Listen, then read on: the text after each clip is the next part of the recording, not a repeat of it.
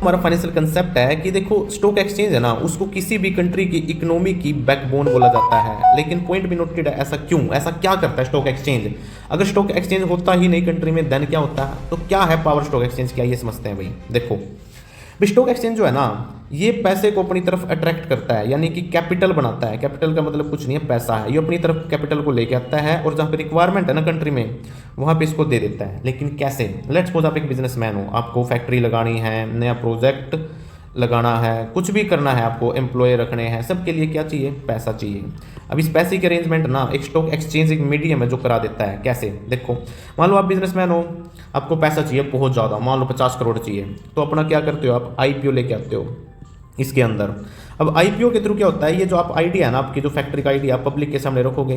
अब पब्लिक को अगर ये आइडिया पसंद आया तो पब्लिक इसमें अपना पैसा लगाएगा। किसी के पास 100 रुपये, किसी के पास 200, 300, ऐसे इसके पास पैसा आएगा।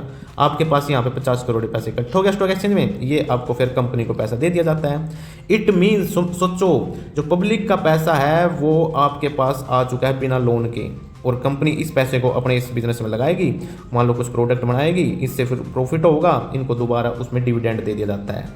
तो इट मीन्स स्टॉक एक्सचेंज अगर ना होता तो ये प्रोसेस ही नहीं हो पाती। ये पब्लिक के जेब पे मुझे 200-300 रुपये एक्स्ट्रा पड़े हैं, ये तो आपके पास आ ही नहीं पाते।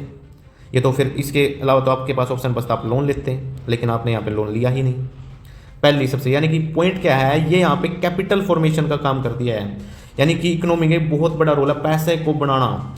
दूसरा देखो, आप बैंक में जाते हो, नॉर्मली हर कोई बैंक में अपना सेविंग अकाउंट खोलता है, यहाँ पे पैसे जमा करता है, लेकिन बैंक अपने पास इस पैसे को रखेगा थोड़ी, इसको भी तो कमाना है, तभी तो आपको वापस इंटरेस्ट देगा। अब ये बैंक जाएगा स्टॉक एक्सचेंज के पास कि बोले हमारे पास पैसा है जी, बताओ किस कंपनी को चाहिए।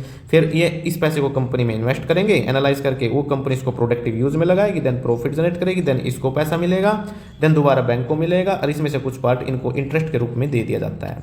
इट मीन स्टॉक एक्सचेंज तो यार पैसा बनाने की मशीन है, आप सिंपल बोल सकते हो। बिल्कुल मेरे भाई, इसीलिए ही तो बोला जाता है बैकबोन ऑफ द इकोनॉमी। अगर यही ना होता तो ये कैसे प्रोसेस हो पाती? तो इट मीन्स हम सिंपल भाषा में अपने बोल सकते हैं कि सेविंग को इन्वेस्टमेंट में कन्वर्ट कर देता है, ये ग्रोथ होती है, वेल्थ क्रिएशन होती है। तो आई थिंक आप समझ गए कि क्यों बोला जाता है। ये तो था भाई हमारा आज का फर्स्ट कंसेप्ट कि स्टॉक एक्सचेंज करता क्या है। अब धीरे धीरे आपके सामने स्टॉक मार्केट के ऐसे ऐसे बिल्कुल डीप कंसेप्ट तोड़ के रख दूंगा, बिल्कुल बेसिक। तो मिलते हैं गाइस ऐसे ही नेक्स्ट फाइनेंशियल कंसेप्ट में।